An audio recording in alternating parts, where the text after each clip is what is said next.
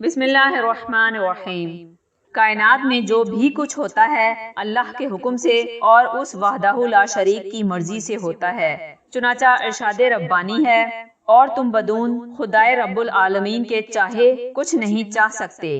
سورہ انعام میں اللہ تعالیٰ فرماتے ہیں، درخت کا ایک پتا بھی میری مرضی کے بغیر نہیں گرتا۔ تو معلوم ہوا کہ رزق صرف اور صرف اللہ ہی کے حکم سے اس کی مرضی سے ملتا ہے۔ رزق کا دینا اللہ تعالیٰ کے ہاتھ میں ہے، جس کو چاہتا ہے بے حساب روزی دیتا ہے اور جس کو چاہتا ہے روزی کم کر دیتا ہے۔ قرآن حکیم میں رزق کے متعلق کئی آیات آئی ہیں۔ اللہ تعالیٰ قرآن میں فرماتا ہے، ترجمہ، کیا ان کو معلوم نہیں کہ اللہ تعالیٰ جس کو چاہے زیادہ روزی دیتا ہے اور جس کو چاہے کم؟ سو تم رزق اللہ کے پاس سے تلاش کرو اور اس کی عبادت کرو اور اس کا شکر کرو۔ سورہ شورى میں اللہ تعالیٰ فرماتے ہیں، جسے چاہتا ہے کھلا رزق دیتا ہے اور جسے چاہتا ہے تنگ کر دیتا ہے۔ پھر یہی بات سورہ قصص میں ملتی ہے، جب قارون کو اس کے فخر و تکبر کی وجہ سے زمین میں دھسا دیا گیا، تو جو لوگ پہلے اس کی شان و شوکت سے متاثر ہونے کے بعد اس جیسا بننے کی تمنا کر رہے تھے، اب اس کا انجام دیکھ کر کہہ اٹھے، ترجمہ، افسوس ہم بھول گئے تھے کہ اللہ اپنے بندوں میں سے جس کا رزق چاہتا ہے کشادہ کرتا ہے اور جسے چاہتا ہے تنگ کر دیتا ہے۔ گویا کہ اللہ تعالیٰ مذکورہ آیت میں ہم سے یہ کہہ رہے ہیں کہ میرے بندوں، رزق کے خزانے صرف اور صرف میرے ہی ہاتھ میں ہیں۔ میرے علاوہ کون ہے جو تمہیں رزق دے؟ لہٰذا اگر تم نے میری فرما برداری کی، میری چاہت پر زندگی گزاری، تو میں تمہارے لیے رزق کے دروازے کھول دوں گا۔ اگر تم نے مجھے ناراض کیا تو میں تمہیں رزق کے لیے تھکا دوں گا، اور پھر بھی ملے گا وہی جو میں چاہوں گا۔ سورہ ذاریات میں اللہ تعالیٰ فرماتے ہیں، اور آسمان میں ہے روزی تمہاری اور جو تم سے وعدہ کیا گیا۔ امام عصمی رحمہ اللہ کا بیان ہے کہ میں بصرہ کی جامع مسجد سے آ رہا تھا کہ سامنے سے ایک اعرابی آیا اور مجھ سے پوچھا کہ تم کس قبیلے سے ہو؟ میں نے کہا بنی اسما سے۔ بولا کہاں سے آ رہے ہو؟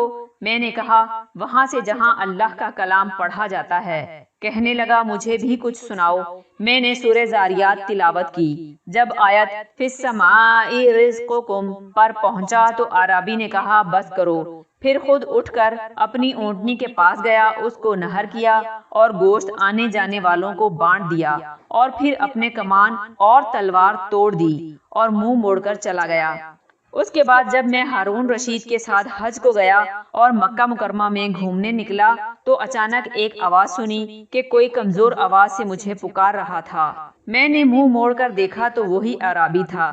میں قریب گیا تو اس نے سلام کیا اور وہی سورہ ذاریات سنانے کی فرمائش کی۔ جب میں نے پڑھ کر سنائی اور اسی آیت پر پہنچا تو اس نے ایک چیخ ماری اور بولا رب نے ہم سے جو وعدہ کیا تھا ہم نے اس کو حق پایا۔ پھر کہنے لگا کیا اور کچھ آپ پڑھیں گے؟ میں نے اس سے آگے پڑھا فورب السماء والارض انہ لحق۔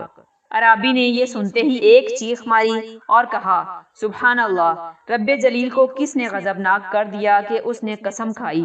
لوگوں نے اس کی بات کو سچ نہ جانا اور اس کو قسم کھانے پر مجبور کر دیا۔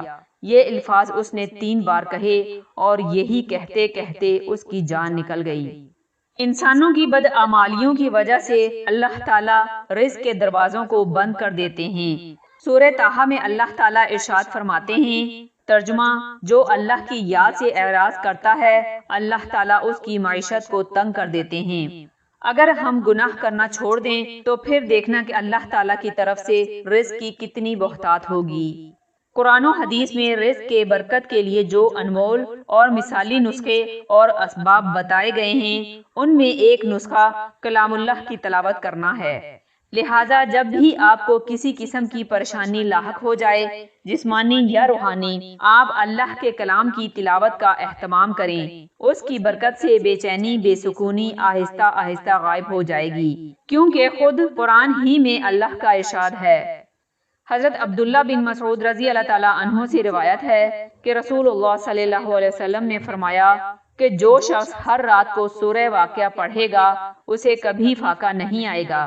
راوی حدیث حضرت عبداللہ بن مسعود رضی اللہ تعالیٰ عنہ کے شاگرد کا بیان ہے کہ حضرت عبداللہ بن مسعود رضی اللہ تعالیٰ عنہ اپنی لڑکیوں کو حکم دے کر روزانہ رات کو سورہ واقعہ پڑھوایا کرتے تھے۔ حضرت انس رضی اللہ تعالیٰ عنہ سے روایت ہے کہ حضور اقدس صلی اللہ علیہ وسلم نے ارشاد فرمایا کہ تم اپنی عورتوں کو سورہ واقعہ سکھاؤ کیونکہ وہ غنا یعنی مالداری لانے والی سورت ہے۔ حدیث میں فرمایا کہ جو شخص ہر رات سورہ واقعہ پڑھ لیا کرے اسے کبھی فاقہ نہ ہوگا۔ اسی لیے عبداللہ بن مسعود رضی اللہ تعالیٰ عنہ روزانہ اپنی لڑکیوں کو اہتمام کے ساتھ سورہ واقعہ پڑھوایا کرتے تھے۔ حضرت جبیر بن مطعم رضی اللہ تعالیٰ عنہ سے روایت ہے، فرماتے ہیں کہ مجھ سے رسول اللہ صلی اللہ علیہ وسلم نے ارشاد فرمایا، اے جبیر، کیا تم پسند کرتے ہو کہ جب سفر پر نکلو تو اپنے ساتھیوں کی طرح ان سب میں زیادہ خوشحال اور بہت زیادہ فائدہ مند بن جاؤ؟ ہاں، میرے ماں باپ آپ پر قربان ہوں۔ فرمایا یہ 5 صورتیں پڑھ، قل یا ایھا الکافرون اور اذا جاء نصر اللہ والفتح اور قل ھو اللہ احد اور قل اعوذ برب الناس اور قل اعوذ برب الفلق۔ ہر سورت کو بسم اللہ الرحمن الرحیم سے شروع کر اور بسم اللہ الرحمن الرحیم پر ختم کر۔ حضرت جبیر رضی اللہ تعالیٰ عنہ فرماتے ہیں کہ میں غنی اور بہت مال والا تھا، لیکن جن کے ساتھ سفر پر نکلتا تو سب سے شکستہ حال اور بہت ہی کم مایا ہوتا، لیکن جب سے رسول اللہ صلی اللہ علیہ وسلم نے مجھے یہ سکھایا اور میں نے اس کو پڑھا تو میں سب سے زیادہ خوشحال اور ان میں بہت زیادہ فائدہ مند ہوتا، یہاں تک کہ میں اپنے سفر سے واپس آ جاتا۔ حضرت سیدنا ابو درداء رضی اللہ تعالیٰ عنہ سے مروی ہے، حضور اکرم صلی اللہ علیہ وسلم نے ارشاد فرمایا، یعنی روزی بندے کو ایسے تلاش کرتی ہے جیسے اسے اس کی موت تلاش کرتی ہے۔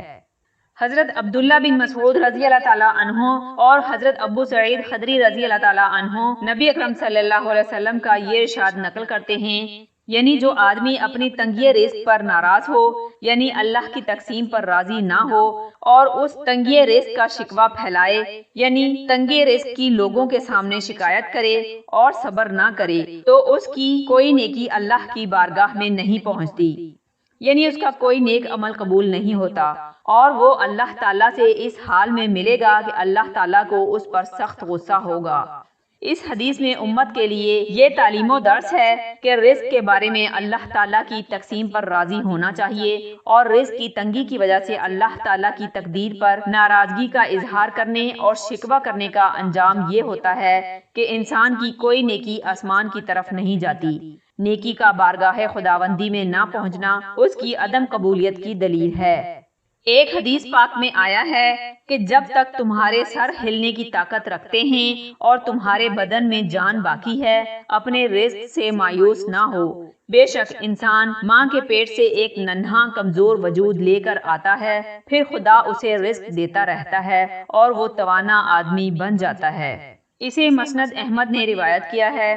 صحیح مسلم میں حضور اکرم صلی اللہ علیہ وسلم کا ارشاد نقل ہے کہ بے شک تم میں سے ہر ایک کو اس کی ماں کے رحم میں 40 دن تک نطفہ کی شکل میں اور 40 دن تک جمے ہوئے خون اور 40 دن تک گوشت کے لوتھڑے کی شکل میں رکھا جاتا ہے، پھر اللہ تعالیٰ فرشتے کو بھیجتے ہیں جو اس میں روح ڈالتا ہے اور اسے ان 4 چیزوں کے لکھنے کا حکم دیا جاتا ہے۔ نمبر 1، اس کا رزق کتنا ہوگا۔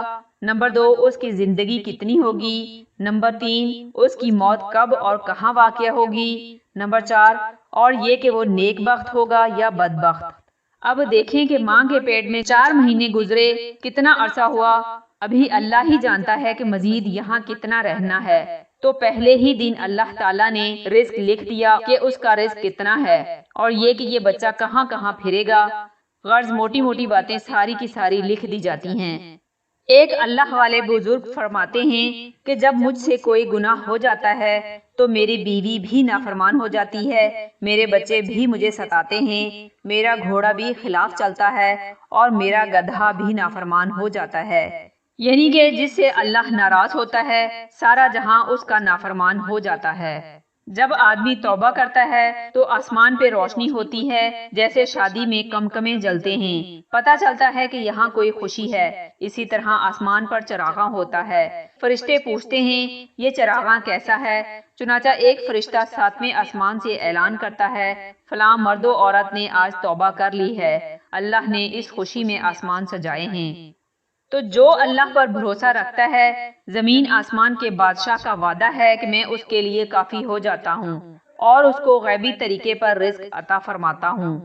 یونس علیہ السلام نے مچھلی کے پیٹ میں اللہ پر بھروسہ کیا، اللہ نے اس کو پریشانی سے نکالا۔ ابراہیم علیہ السلام نے آگ کے سمندر میں اللہ پر بھروسہ کیا، اللہ نے آگ کو ٹھنڈا کر دیا۔ موسیٰ علیہ السلام نے فرعون کے مقابلے میں اللہ پر بھروسہ کیا، اللہ نے فرعون کو غرق کر دیا۔ حضور صلی اللہ علیہ وسلم پر جب بھی کوئی مصیبت آتی تو آپ صلی اللہ علیہ وسلم فرماتے حسبی اللہ و نعم الوکیل، میرے لیے اللہ ہی کافی ہے اور وہ بہترین کارساز ہے۔ قرآن و حدیث میں رزق میں برکت اور وسعت کے جو اسباب بیان کیے گئے ہیں، ان اسباب میں سے ایک سبب دنیا سے بے رغبتی کرنا بھی ہے۔ جو شخص اللہ کی طرف دوستی کا ہاتھ بڑھاتا ہے اور دنیا کی طرف نہیں بلکہ خالق کے احکامات کو ہر لمحہ ترجیح دیتا ہے تو اللہ تعالیٰ دنیا کو اس کا غلام بنا دیتے ہیں۔ حضرت علی رضی اللہ تعالیٰ عنہ نے فرمایا کہ رزق دو طرح کا ہوتا ہے، طالب اور مطلوب۔ جو دنیا کو طلب کرتا ہے اس کو موت ڈھونڈتی ہے یہاں تک کہ وہ دنیا سے نکل جاتا ہے، اور جو آخرت کو تلاش کرتا ہے اسے دنیا ڈھونڈتی ہے حتیٰ کہ اس کی روزی اسے مل جاتی ہے۔